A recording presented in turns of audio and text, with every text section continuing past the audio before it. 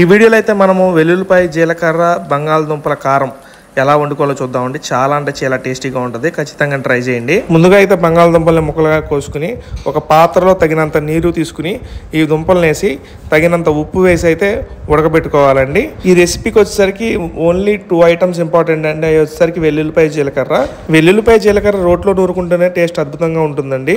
ముందుగా ఉడికించుకున్న దుంపల్ని తోలు తీసి పక్కన పెట్టుకోవాలండి. ముందుగా స్టవ్ ఆన్ చేసుకుని దానిపైన అయితే నాన్ స్టిక్ పెట్టుకోవాలండి. నాన్ స్టిక్లో తగినంత ఆయిల్ తీసుకోవాలి. ఆయిల్ వేడెక్కిన తర్వాత ముందుగానే ఒలిచిపెట్టుకున్న బంగాళదుంపల ముక్కలను అయితే వేసుకోవాలండి. తర్వాత తగినంత పసుపు తగినంత ఉప్పు వేసుకుని స్లోగా కలుపుకోవాలండి.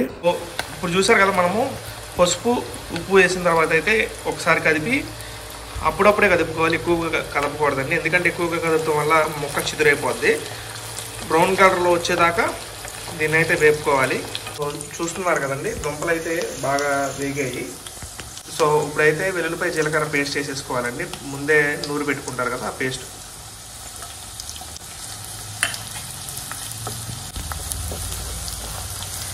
గుమ్మగుమ్మల కోసం అయితే కరివేపాకు వేసుకోవాలండి.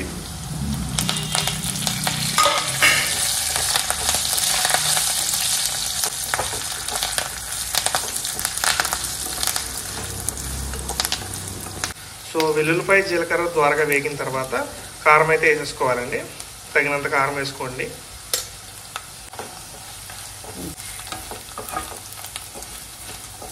కారం వేసేంత వరకు కూడా హై ఫ్లేమ్లోనే ఉంచాలండి. కారం వేసిన తర్వాత మంట అయితే కొద్దిగా తగ్గించుకోవాలి.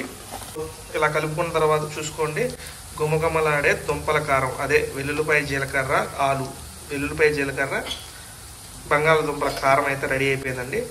చాలా అంటే చాలా టేస్టీగా ఉంటుంది.